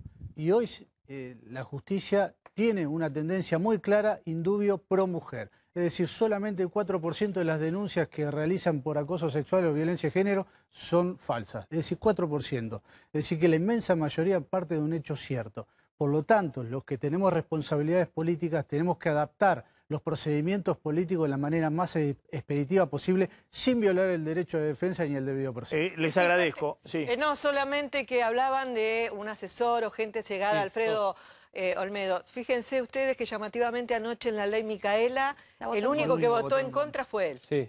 Simplemente que lo hice esperar a Cristian Butelar. Cristian, me quedo con la frase de Patricia Bullrich. Quieren que nos vaya mal, ¿no?, al gobierno. vos sos uno de los que mejor explica en Twitter Yo creo que sí. por qué no son ellos, es decir, no son el mundo, otros, sino lo que está pasando en Argentina somos nosotros. Es decir, sí, somos nosotros. Yo le escuchaba recién al legislador que decía que entre todos los problemas está los propios, que coincido, la cosecha, que también es real, y la crisis externa. No hubo ningún país en el mundo que haya tenido que recurrir al FMI, ningún país en el mundo tuvo la inflación que tenemos nosotros, ningún país en el mundo tuvo un 100% de suba en el tipo de cambio. La realidad es que el mundo es igual para todos, pudo haber tenido alguna incidencia, pero el 90% de lo que nos pasó es puramente nuestra culpa. Y hoy en día, con ya 3 años de gestión, ¿sí? Ya la tercera, cuarta parte de gestión de este gobierno, podemos decir que ha sido un fracaso, desgraciadamente, pero desgraciadamente quiero marcar eso, desgraciadamente porque todos vivimos acá, ha sido un fracaso la gestión económica. Del 2015 al día de hoy, en materia económica, estamos peor en casi todos los aspectos. Han recibido una herencia muy fea, realmente, que hay que marcarla, pero no supieron salir de esa herencia y profundizaron la mayoría de los errores que veníamos arrastrando. ¿Vos ves algún signo o una señal optimista para el 2019? Lo único que veo optimista para el 2019, digamos, a partir de ahora, son capaz 3 cosas. La primera, que la cosecha va a ser mejor y eso va a traer un poquito de dólares a la economía. La segunda, que se está cumpliendo el plan fiscal. Otra sería la historia si este plan fiscal se hubiese empezado en el 2015 y no después de 2 años de no hacer absolutamente nada al respecto. Y después la política monetaria, que es dura, que va a profundizar la recesión, es sabido, pero que es la única que va a poder ayudar a que terminemos con este flagelo de la inflación como mostrado. Se cortó el financiamiento al Tesoro Nacional de parte del Banco Central, eso es bueno. Y el Banco Central, yo lo único que espero que el año que viene, que entramos en periodo electoral, el Banco Central siga focalizado. Para vos, ese es el único camino de no tener otra crisis el año que viene, digamos. Sí, y así todo, probablemente tengamos otra crisis el año que viene. Probablemente tengamos, acercándonos a la parte electoral, salida de depósitos que te pueden ir al dólar. El Banco Central, si el dólar se mueve en una banda de 30%, no interviene. Ya está establecido puede haber un eso. salto dentro de esa banda. O sea que dentro de esa banda de 30% no intervendría y los efectos en la economía, digamos, se sienten al toque. O sea, yo creo que puede llegar a haber el año que viene momentos todavía turbios en la política monetaria. Lo que espero es que el Banco Central siga enfocado a parar la inflación y mantener la moneda estable. Cristian, gracias. Cristian Buteler, gracias Mirta, senador, Juan Marino, gracias diputada. Vamos volando una tanda, ya volvemos. Bueno, atención, ¿qué decíamos del tema de los electrodomésticos? ¿Qué estaba pasando con la venta de electrodomésticos en este final de año? Mirá, un derrumbe muy fuerte en la cadena de todos los electrodomésticos. La caída de electrodomésticos, las ventas en volumen en octubre, 35,2%. Y después vos fíjate, en los distintos rubros, las bajas son todavía mayores, salvo en alguna excepción. Por ejemplo, en todo lo que tiene que ver informática, 46% de baja en ventas, ahí tenés las notebooks, sí. Televisores y productos relacionados al audio, 32% de caída. Mirá, fíjate, heladeras, microondas y estufas, 33,5% de baja en ese rubro. En todo lo que es pequeños electrodomésticos, ahí se incluyen desde cafeteras a licuadoras. 37% de caída. 37% abajo. Telefonía, que es un rubro que venía para arriba hasta mitad de año. ¿Ahí están los celulares? Sí, claro, 31% de caída. ¿Y por qué? Porque es uno de los segmentos donde la devaluación más pegó en tema precios, hace que la gente no compre. Los precios de celulares se dispararon. Y climatización, ¿sabés por qué baja menos que el promedio? Y porque se venden menos aires acondicionados y más ventiladores, porque la gente, claro, frente a la suba, al aumento del precio de las tarifas eléctricas, bueno, toma la precaución. Un datito nada más, ¿sabés qué? Ocurre algo que solamente en las grandes crisis pasó, que las grandes cadenas de electrodomésticos, si un cliente va, y estos son casos reales, y negocia algún precio, obtiene una rebaja. Hablo de las grandes cadenas, que no es algo habitual. Ya tiene pedir descuento, pedir rebaja, hace la recomendación es esa, que si te decidís por alguna compra, vas a esas cadenas y le pedís una rebaja. Y la peleas. A ver, dato último momento. Hace algunos momentos nada más se conoció un fallo. Confirman el procesamiento de Aldo Roggio y Carlos Wagner, entre otros empresarios, y también, ¿se acuerdan ustedes, Carlos B., en el caso de AISA, causa Odebrecht? Bueno, se confirman los procesamientos de todos y además la prohibición de salida del país. Esta es una de las últimos fallos que se conocen obviamente a fin de año. Tanda, ya volvemos. Álvaro Norro, tenés un minuto. Sí, tiene que ver con River, va a estar jugando el sábado por el tercer puesto frente a Kashima, que cae derrotado frente al Real Madrid, pero el dato importante para la gente de River es que el domingo 15:30 festejos por la obtención de la Copa Libertadores. Tercer puesto. No seas malo. La No, bueno, victoria de la Copa Libertadores. Si gana mañana... Si gana el sábado es tercero, Si gana exactamente. el sábado, claro. Pero lo que se festeja en el Monumental el domingo es la obtención de la Copa Libertadores. Canje de entradas. Los que no pudieron ver la final con Boca, canjean. Tienen que ingresar al sitio de River y van a encontrar toda la información. No se venden entradas. Es hasta mañana a las 12 de la noche. Tienen tiempo hasta el 20 para poder canjearlas. Operativo como si fuera un partido. Tribuna segura, derecho a admisión. Todo exactamente que un partido. Boca busca técnico. Peckerman, Eduardo Domínguez y Alfaro, los 3 elegidos por Burdizo. Gracias, Álvaro. ¿Querías decir algo antes de que llegue Mauro? ¿Qué querés decir? Dale. El presidente de la coalición cívica, Maxi Ferraro, acaba de decir que el diálogo entre Lilita Carrió y el presidente Mauricio Macri, Maxi, está totalmente cortado. Bueno, lo que había anticipado ayer la dirigente Mónica Frade, ¿no? Acá, que no se habla hace más de 2 meses, Macri con Elisa Carrió. Mauro, ¿qué tal? No es un matrimonio, no hace falta que se hable. Pero son aliados políticos. Entonces, Un llamadito. no sé, ¿quién a quién? Y la cosa es así, Hace 2 meses Lilita no le atendía el teléfono a Macri. Eso es Ahora me parece que es al revés. mala educación, ¿eh? Ahora me parece que es al revés. Sí. A veces mi mujer no me atiende a mí. ¿Qué caso pasa? Hoy se lo voy a plantear esta noche cuando me hable de...